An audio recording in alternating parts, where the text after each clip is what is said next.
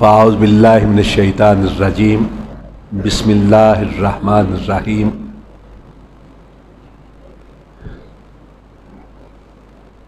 شہر رمضان الذی انزل فیہ القرآن ھدی للناس وبینات من الھدی والفرقان اما بعد۔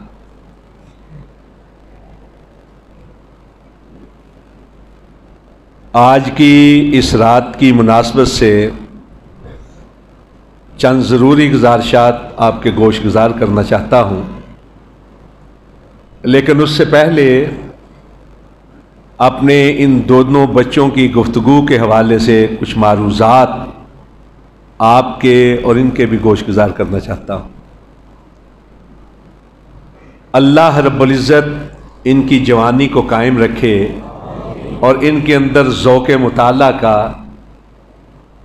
عروج دے، ذوق مطالعہ ان کے وجود کا حصہ بنا دے اور یہ مطالعے کے شوق کے ساتھ زندگی بسر کریں۔ گفتگو اچھی ہے، سب سے بڑی بات ہوتی ہے جھجک کا ختم ہونا۔ دوسری یہ کہ اہل معنی کو لازم ہے سخن آرائی بھی، بزم میں اہل فکر بھی ہیں تماشائی بھی۔ بات کرتے ہوئے ایک ایک لفظ جو ہے وہ تول تول کے بولنا چاہیے۔ بعض اوقات جوش خطابت میں ہم ایسی باتیں کہہ دیتے ہیں یا طلاقت لسانی کے باعث ہماری زبان سے پھسل جاتی ہیں جو اثر اندازی سے زیادہ فتنے کا باعث بھی بن جاتی ہیں، اور اس کے لیے ضروری ہے کہ آپ مطالعہ کریں اور جو جید خطباء کرام ہیں ان کے خطابات سنا کریں، اور جو اچھی کتابیں ہیں حوالوں کے ساتھ مزین ان کا بھی مطالعہ کریں۔ گفتگو ہر شخص کر سکتا ہے، لیکن خطابت یہ ہوتی ہے کہ الفاظ کا چناؤ، کلمات کا چناؤ اور موقع کی مناسبت سے ان کا استعمال۔ دوسری بات جو ہے وہ کہنے کی، یہ اپنا اپنا ذوق ہوتا ہے۔ آپ منفی انداز کی بجائے مثبت انداز میں جو بھی کہنا چاہیں وہ کہہ سکتے ہیں۔ منفی انداز سے اگر کوئی بات کی جائے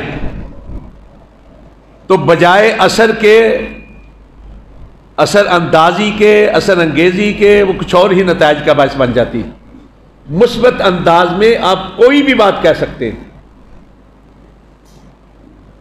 کون ہے جو یہ کہہ سکتا ہے کہ اہل حدیث صحابہ کرام کی عظمت کو بیان نہیں کرتے؟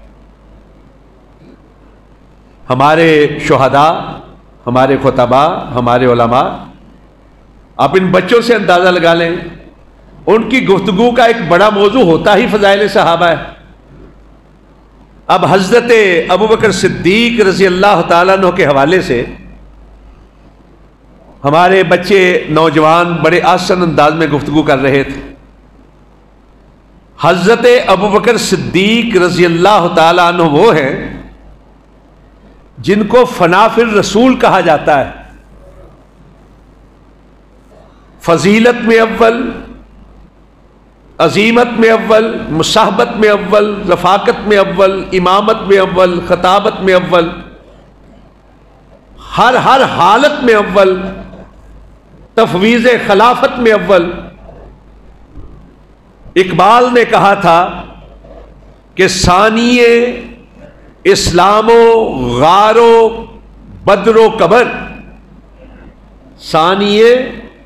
اسلام و غار و بدر و قبر، ہمت او کشت ملت راچو ابر۔ کہ سونے نبی صلی اللہ علیہ وسلم کے بعد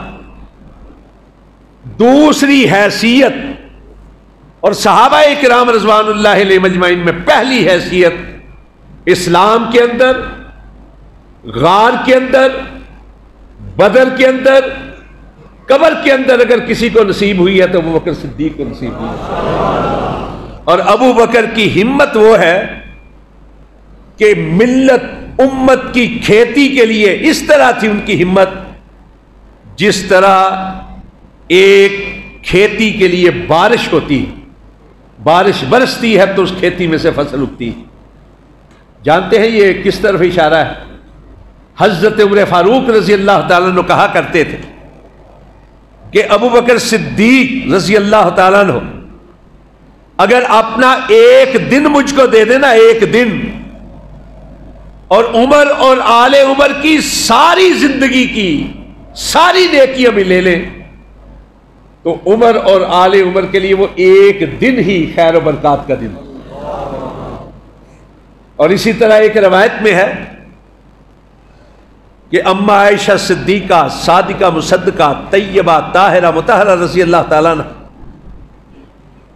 ایک روز اللہ کے سونے نبی صلی اللہ علیہ وسلم کے پاس ساتھ رات کی تنہائیوں میں آرام فرما رہے تھے، آسمان کے ستاروں کو دیکھا تو بے ساختہ یہ سوال کیا، اے اللہ کے پاک نبی، یہ ستارے جس طرح بے شمار ہیں، کیا دنیا میں کوئی ایسا ہے خوش قسمت کہ اس کی نیکیاں ان ستاروں کے برابر ہوں؟ تو آپ نے فرمایا عمر کی نیکیاں ان ستاروں کے مانند۔ تو بیٹی تھی، یکدم زبان سے سوال آیا، اور میرے ابا، میرے بابا، کہا ابو بکر نے جو ایک رات میرے ساتھ غار میں بسر کی ہے نا، اس ایک رات کی نیکیاں آسمان کے ستاروں سے زیادہ ہیں۔ اور اسی لیے ایک روایت میں یہ بھی ہے کہ حضرت عمر فاروق فرمایا کرتے تھے کہ ابو بکر کی غار کی رات کے برابر میری ساری زندگی کی نیکیاں بھی چلی جائیں اور غار کی ایک رات مجھے مل جائے تو میں فائدے ہی فائدے میں۔ میں بتاؤں گا کہ رات کون سی ہے اور دن کون سا ہے، ایک رات کی بات ہے، ایک دن کی بات ہے۔ لیکن حضرات رات کے حوالے سے سنیں، رات کی اتنی فضیلت کیوں ہے؟ اس لیے کہ یہ صعوبت کی رات تھی، مشقت کی رات تھی، صبر کی رات تھی، یا اس لیے کہ یہ استقامت کی رات تھی، استقلال کی رات تھی، یا اس لیے کہ سونے نبی کے ساتھ وفاداری کی رات تھی، جانثاری کی رات تھی، آپ کے ساتھ کی رات تھی، رفاقت کی مصاحبت کی رات تھی؟ میں اور حوالے سے عرض کرنا چاہتا ہوں، سونے نبی صلی اللہ علیہ وسلم نے فرمایا، لا تمس النار من رآنی اور من رآنی، جس نے مجھ کو ایک بار دیکھ لیا نا، ایک بار دیکھ لیا لطافت کے ساتھ، اللہ نے اس پر جہنم کی آگ کو حرام کر دیا۔ اور صرف یہ نہیں کہ جس نے مجھ کو دیکھا، بلکہ وہ کہ جس نے اس کو دیکھا، جس نے مجھ کو دیکھا ہے، اللہ نے اس پر بھی جہنم کی آگ کو حرام کر دیا۔ دیکھنے کی وجہ سے، لطافت کے ساتھ دیکھنے کی وجہ سے یہ فضیلت ملتی ہے۔ صحابی بنتا ہی وہ ہے جو زندگی میں ایک بار سونے نبی کی مجلس کے اندر آ جائے، ایمان کی حالت میں آپ کو دیکھے اور ایمان پر اس کا خاتمہ۔ حضرات، جس نے ایک بار دیکھ لیا اس کی اتنی فضیلت ہے، اور جس نے ابو بکر جیسی عظیم ہستی نے 3 دن 3 رات مسلسل آپ کے چہرہ اقدس میں دیکھا ہے، ابو بکر کی شان کیا؟ لوگوں نے دیکھا تو مجلس میں دیکھا، لوگوں نے دیکھا تو محفل میں دیکھا، لوگوں نے دیکھا تو ہجوم میں دیکھا، لوگوں نے دیکھا تو اور ساتھیوں کے ساتھ دیکھا۔ ابو بکر کو جو یکسوئی ملی ہے، ابو بکر کو جو دل جمی کے ساتھ زیارت کا موقع ملا ہے، سوائے ابو بکر کی نگاہوں کے اور سونے نبی کے چہرے اقدس کے کچھ ہے ہی نہیں۔ ایسی خلوت، ایسی خلوت، ایسا تخلیہ، ایسی علیحدگی کائنات میں کسی اور کو نصیب نہیں ہوئی جیسی ابو بکر کو سونے نبی کے ساتھ نصیب ہوئی۔ 3 دن 3 راتیں مسلسل۔ چھوٹی سی غار ہے، جن لوگوں نے آج بھی دیکھی ہے دیکھا ہو، نہ بھی چاہے آدمی تو بے ساختہ دیکھتا ہے۔ اور پھر سونے کا چہرہ اقدس، کیا لطافت والا، کیا ملیح چہرہ تھا۔ وَأَحْسَنَ مِنْكَ لَمْ تَرَ قَطُّ عَيْنٌ وَأَجْمَلَ مِنْكَ لَمْ تَلِدِ النِّسَاءُ خُلِقْتَ مُبَرَّأً مِنْ كُلِّ عَيْبٍ كَأَنَّكَ قَدْ خُلِقْتَ كَمَا تَشَاءُ۔ کہا آپ ایسے سونے، آپ ایسے منمونے، خوبصورت، خوب روح، خوش جمال، خوش خصال، حسن تمثال، شمس وسال ایسے، صاحب جمال ایسے، صاحب کمال ایسے کہ آپ سے بڑھ کر حسین و جمیل، وجیح و شکیل کائنات کی کسی آنکھ نے دیکھا ہی نہیں، اور کائنات کی کوئی آنکھ آپ سے بڑھ کر سونا، منمونا، سندر سروپ، چندہ کا روپ کس طرح دیکھتی کہ آپ سے بڑھ کر حسن و جمال کا پیکر، رعنائیوں کا مجمع، ضیاءپاشیوں کا مرکب کائنات کی کسی ماں نے جنا ہی نہیں۔ آپ عیوب سے مبرہ، نقائص سے مصفہ، خامیوں سے پاک، کجیوں سے صاف اس طرح پیدا ہوئے ہیں کہ آقا ایسے دکھائی دیتا ہے جیسے خالق نے آپ کو آپ کی مرضی کے مطابق پیدا کیا۔ جب مدینہ طیبہ میں آپ گئے ہیں ہجرت فرما کر، غلغلہ بلند ہوا، شور مچا کہ مکہ سے ایک آئے ہیں جو نبوت کا دعویٰ کرتے ہیں۔ یہودیوں کو اپنے علم پہ زام تھا، ناز تھا، غرور تھا، تکبر تھا۔ یہودیوں کا ایک بڑا عالم کہ یہ سمجھا جاتا تھا اس سے بڑا کائنات کے اندر کوئی اور عالم نہیں، گھر سے نکلا اس ارادے کے ساتھ کہ میں جا کے مناظرہ کرتا ہوں، مجادلہ کرتا ہوں، مباحثہ کرتا ہوں، دیکھتا ہوں کتنے پانی میں۔ ابھی مباحثے اور مجادلے کی نوبت ہی کہاں آنی تھی، ایک ہی نگاہ اٹھی سونے کے چہرہ اقدس کی طرف، بے ساختہ کہنے لگا کہ ان وجہہ لیس بوجہ کذاب، اتنا سونا جو ہے جھوٹا ہو سکتا ہی نہیں۔ یہ تھا آپ کا چہرہ اقدس۔ کیا کہنے اس چہرہ اقدس کے کہ ایک غزوہ کے بارے میں بھاگتی ہوئی ایک مائی جا رہی ہے، اماں جا رہی ہے آگے کی طرف، بتاؤ سونے کیسے ہیں، سونے کے بارے میں بتاؤ۔ روایات میں ہے کسی نے کہا تیرے بھائی شہید ہو گئے، کہا انا للہ و انا الیہ راجعون، مجھے بتاؤ صرف میرے سونے کے بارے میں، سونے نبی کے بارے میں بتاؤ آپ کیسے ہیں۔ کہا تیرا بیٹا شہید ہو گیا، کہا انا للہ و انا الیہ راجعون۔ اما خنسا رضی اللہ تعالیٰ نے کہا انا للہ و انا الیہ راجعون، مجھے میرے سونے نبی کے بارے میں بتاؤ۔ پھر خبر ملی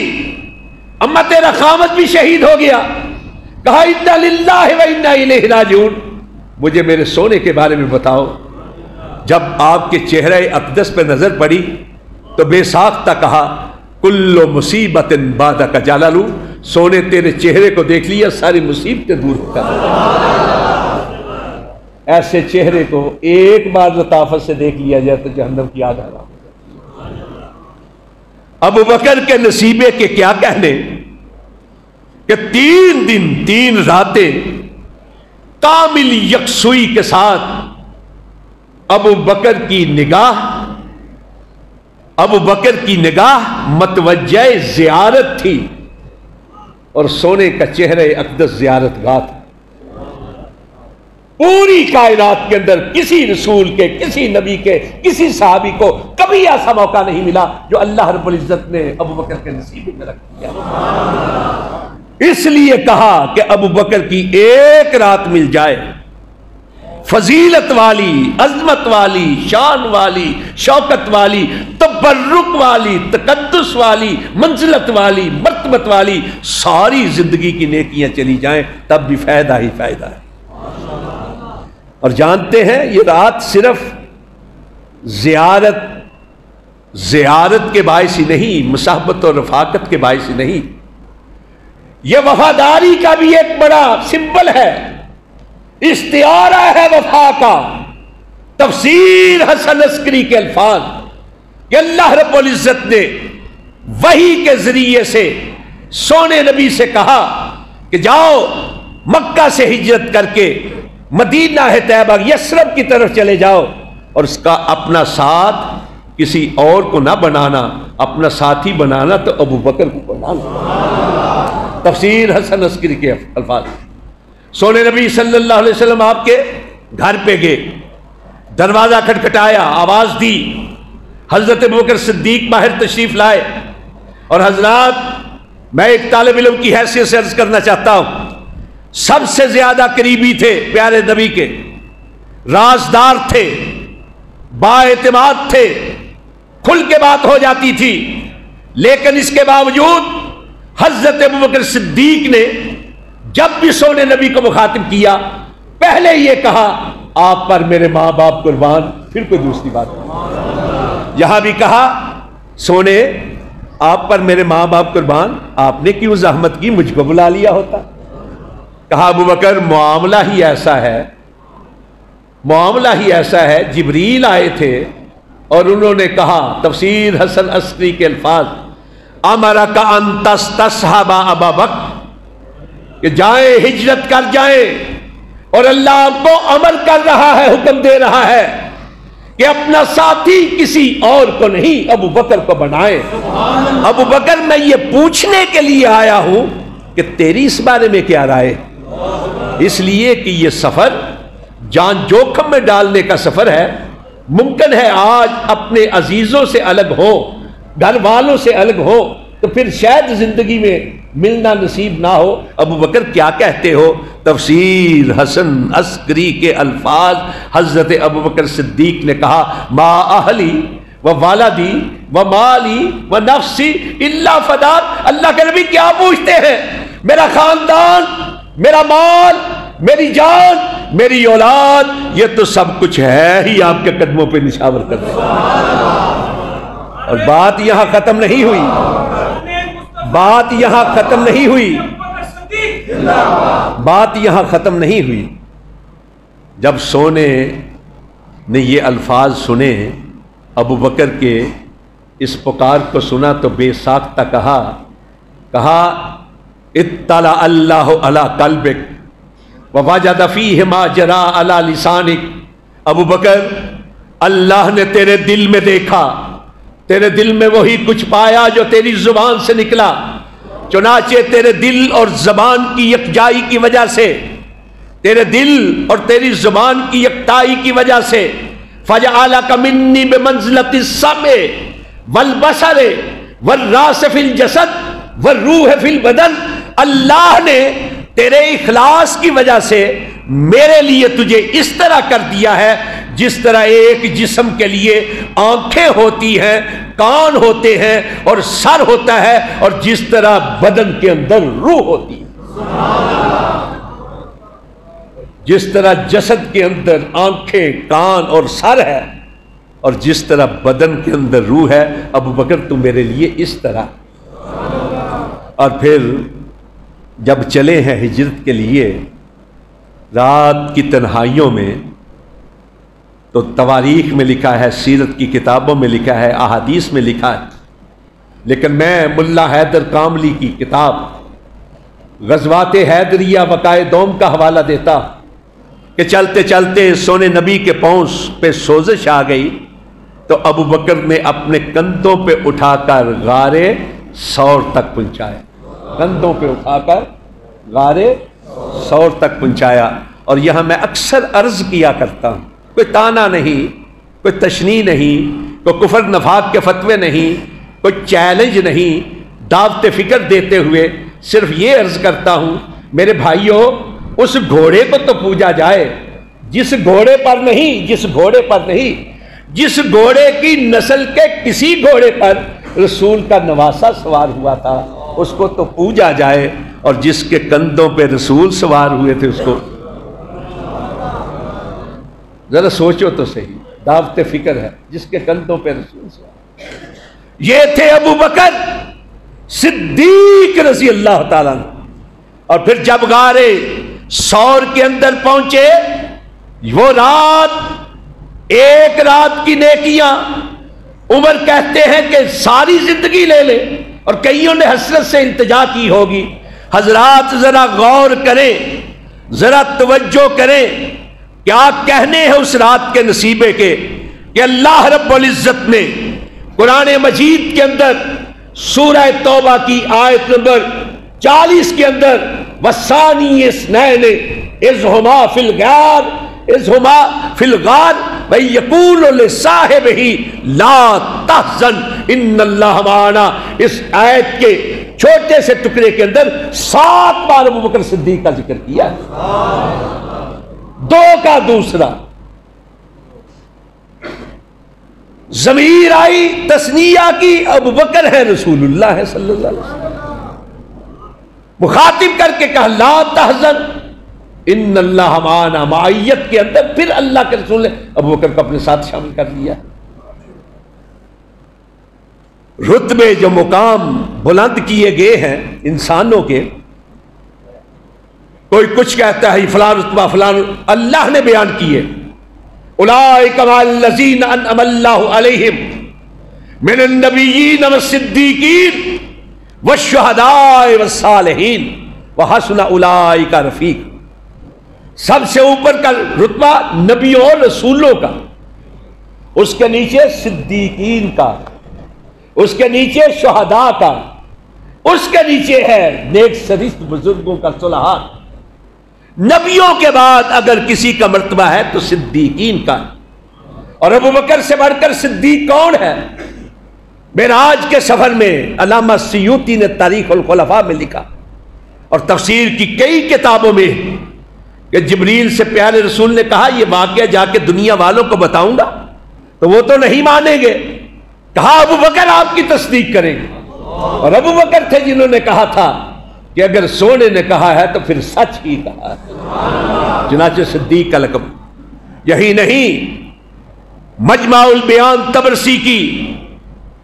احتجاج طبرسی کی، ان کے اندر لکھا ہے ایک بار حضرت علی رضی اللہ تعالیٰ عنہ کہتے ہیں کننا مع النبی علی جبل حرا، ہم پہاڑ جو ہے غار حرا کا،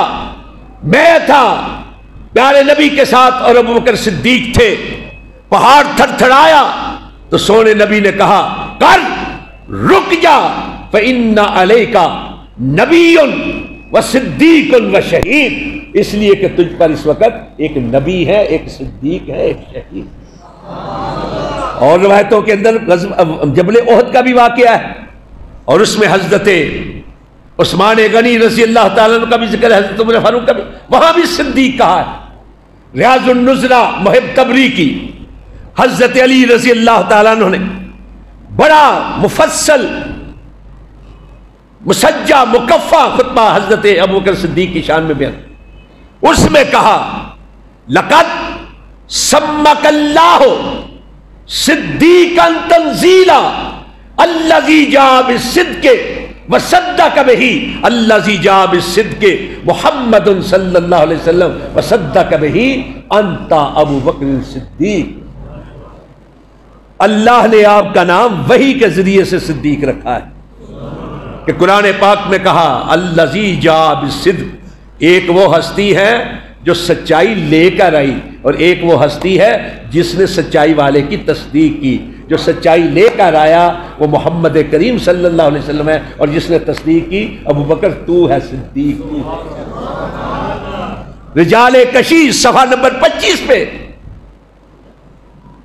انت صدیق انت ثانی اثنین فی الغار۔ یہی نہیں، کشف الغمہ میں امام باقر رحمت اللہ علیہ، امام جعفر صادق رحمت اللہ علیہ کے والد گرامی، ان کے بارے میں ہے کہ ایک شخص نے آ کر پوچھا سئل محمد بن علی، حضرت امام باقر محمد بن علی سے سوال کیا گیا عن حلیت السیوف، کہ تلواروں کے دستوں کے اوپر سونے چاندی اور ہیرے جواہرات لگائے جا سکتے ہیں یا نہیں، مرصع کیا جا سکتا ہے کہ نہیں؟ انہوں نے کہا لا باسا فقد حل ابوبکر الصدیق سیفہ، کوئی حرج نہیں، اس لیے کہ ابوبکر صدیق اپنی تلوار کو مرصع کیا کرتے تھے۔ اس نے کہا اتقول له الصدیق، آپ بھی انہیں صدیق کہتے ہیں؟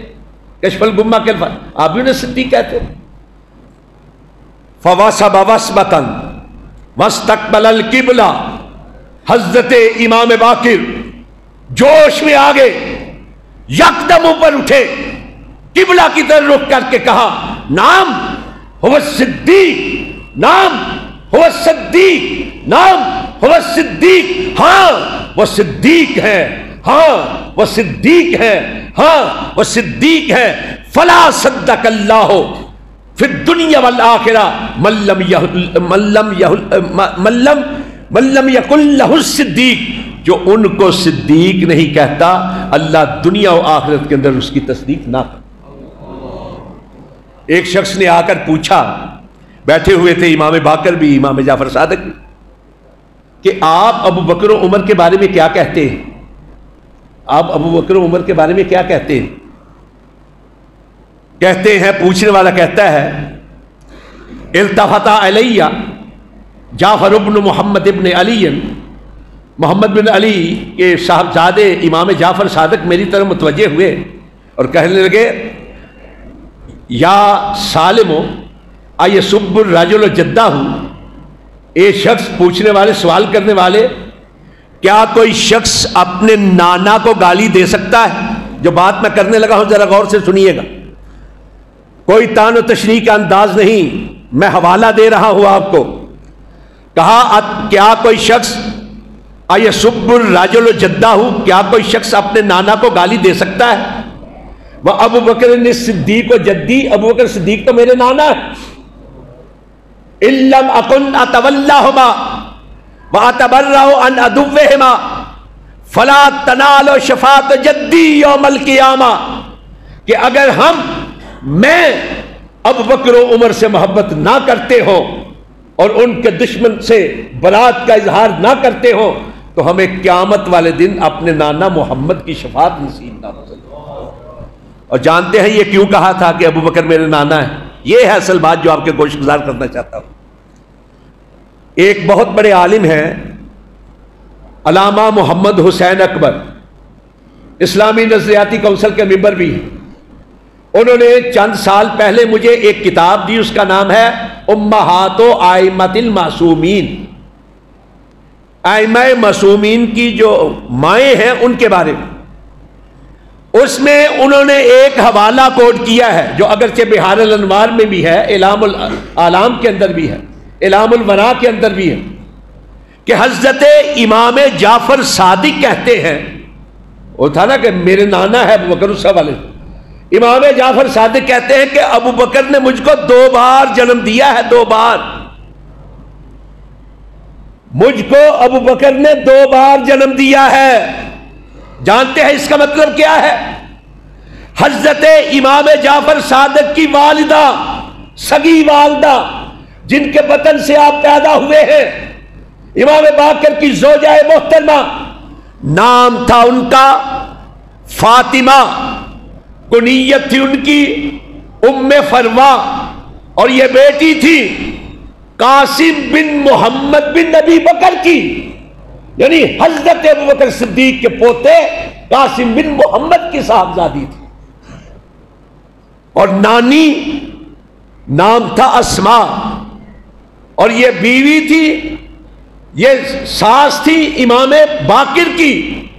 نانی تھی امام جعفر صادق کی، اور بیٹی تھی عبد الرحمن بن ابی بکر کی، یعنی حضرت ابو بکر صدیق کی سگی پوتی تھی۔ اس طرف اشارہ کر کے کہا کہ ماں بھی میری ابو بکر کی بیٹی، نانی بھی میری ابو بکر کی بیٹی، اس لیے کہا کہ ابو بکر نے مجھ کو 2 بار جنم دیا۔ حضرات، اور اتنی محبت تھی ان لوگوں کے درمیان، ہمیں تو غلط فہمیوں میں ڈال دیا گیا ہے۔ میں یہ عرض کیا کرتا ہوں، کیا کوئی شخص اپنے بچوں کا نام اپنے دشمن کے نام پہ رکھے گا؟ میں دعوت فکر دیتا ہوں، کوئی تانا نہیں، دعوت فکر۔ آپ شہدائے کربلا کی فہرست نکال لیں، ان میں 2 سے زیادہ نام یزید نام کے 2 سے زیادہ لوگ، لیکن اس کے باوجود کوئی شخص اپنے بچے کا نام یزید نہیں رکھے گا، اگرچہ مانا کچھ بھی اچھا بھی بڑا کیوں نہ ہو من، کیونکہ وہ سمجھتے ہیں کہ یزید دشمن تھا امام حسین۔ یہی وجہ ہے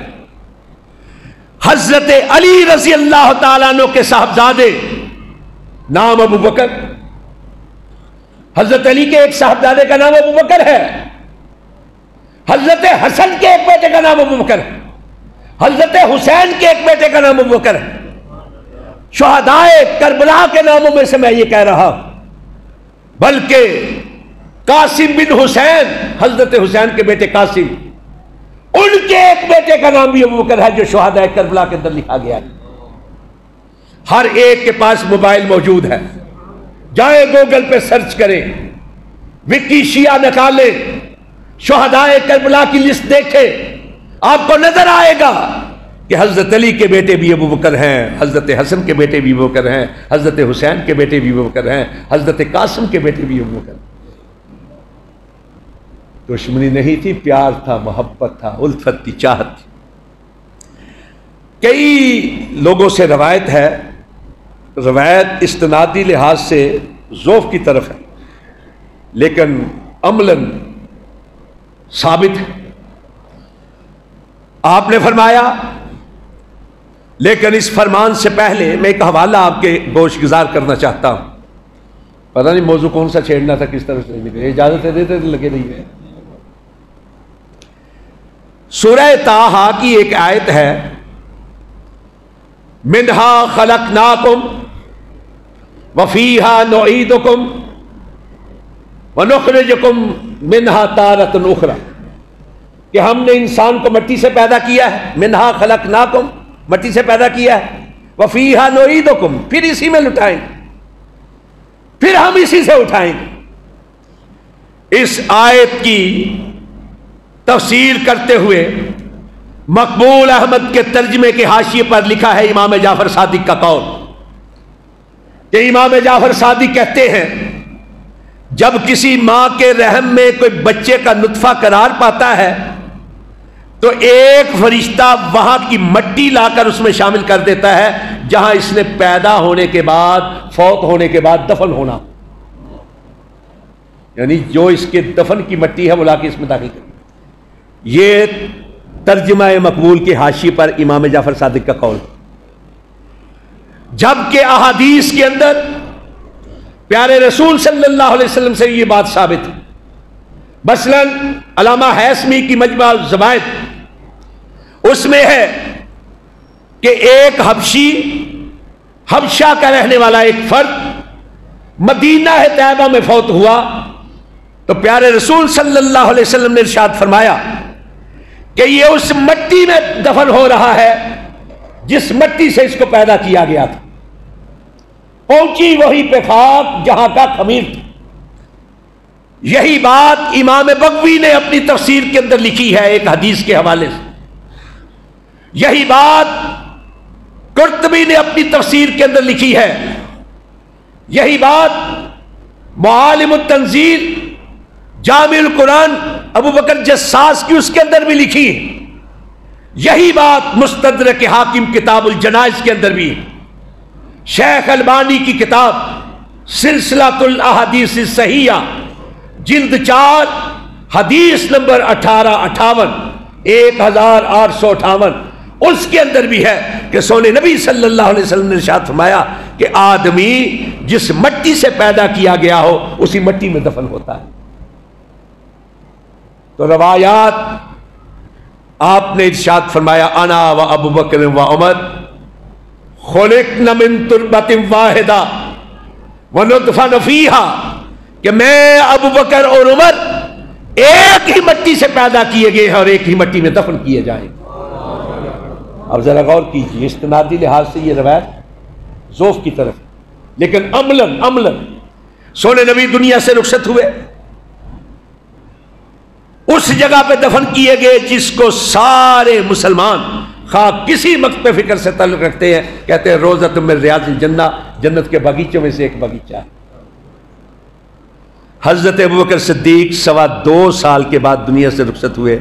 اسی مٹی کے نیچے جہاں سونے نبی تشریف فرمایا وہیں جا کر قیام کیا۔ حضرت عمر فاروق رضی اللہ تعالیٰ 12 سال کے بعد دنیا سے رخصت ہوئے، وہی جا کر دفن ہوئے۔ وقت گزرتا گزر گیا، آج بھی دنیا یہ گواہی دے گی، چشم کائنات اس بات پہ گواہ ہے کہ جس مٹی کی چادر کے نیچے سونے نبی آرام فرما رہے ہیں اسی مٹی کی چادر کے نیچے آپ کے ساتھ ابو بکر و عمر آرام فرما رہے ہیں۔ ایک ہی مٹی سے پیدا کیے گئے تھے، ایک ہی مٹی آئے سونے نبی ایک روز مسجد میں،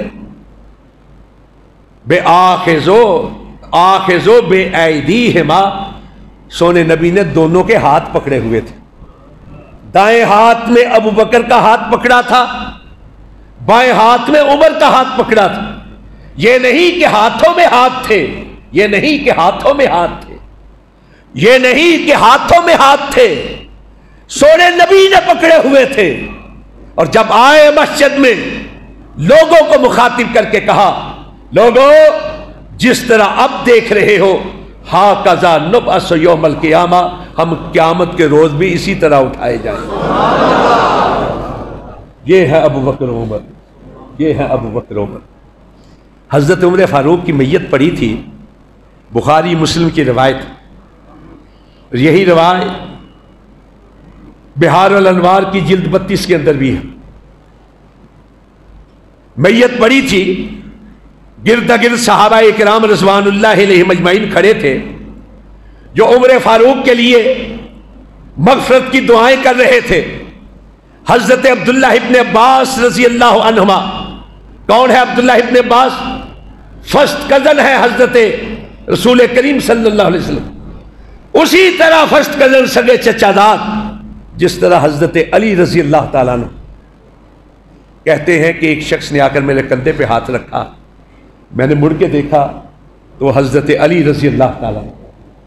حضرت علی نے حضرت عمر فاروق رضی اللہ تعالیٰ عنہ کو مخاطب کیا، زبان حال سے کہا، بآواز کہا کہ مجھے یقین تھا تو جلد ہی اپنے دو ساتھیوں کے ساتھ جا ملے گا، میں تیرے جانے کے بعد اب کسی کو نہیں پاتا کہ جس کو دیکھ کر میں اپنی اصلاح کر لوں، اور مجھے یقین تھا تو جلد ہی اپنے ساتھیوں سے ساتھ جا ملے گا کہ میں نے اکثر سونے نبی کی زبان مبارک سے سنا تھا، آپ فرمایا کرتے تھے، دخلت انا و ابو بکر و عمر، خرجت انا و ابو بکر و عمر، نزلت انا و ابو بکر و عمر، صعدت انا و ابو بکر و عمر، خرجت انا و ابو بکر و عمر، ذهبت انا و، یعنی ہر معاملے میں سونے نبی کہا کرتے تھے، میں ابو بکر اور عمر، میں ابو بکر اور عمر، میں ابو بکر اور عمر، جو زندگی میں کہتے تھے میں ابو بکر و عمر، وہ آج قبر میں بھی میں ابو بکر اور عمر، آخرت میں بھی میں ابو بکر اور عمر۔ اور خوش نصیب ہے وہ جو سونے نبی کی زبان کے الفاظ کو دہراتے ہوئے کہے، رسول ابو بکر اور عمر۔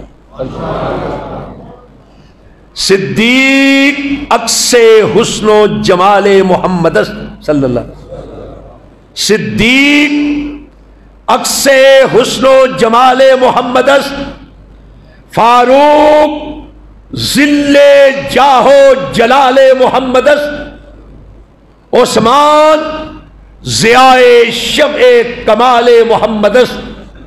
فاروق چمن بہار خصال محمد، معاویہ فدائے اہل و عیال محمد، حسنین حسن و حسین جگر گوشا و آل محمد صلی اللہ علیہ وسلم، رضوان اللہ علیہ مجمعین۔ ابو بکر و عمر ہو یا ہو عثمان و علی، چاروں سے آشکار کمال مصطفیٰ ہے۔ اور حسن حسن دیکھو یا حسین حسین دیکھو، حسن حسن دیکھو یا حسین حسین دیکھو، دونوں میں تابدار جمال مصطفیٰ ہے۔ وأقول قولی ھذا استغفر اللہ لی ولکم اجمعین۔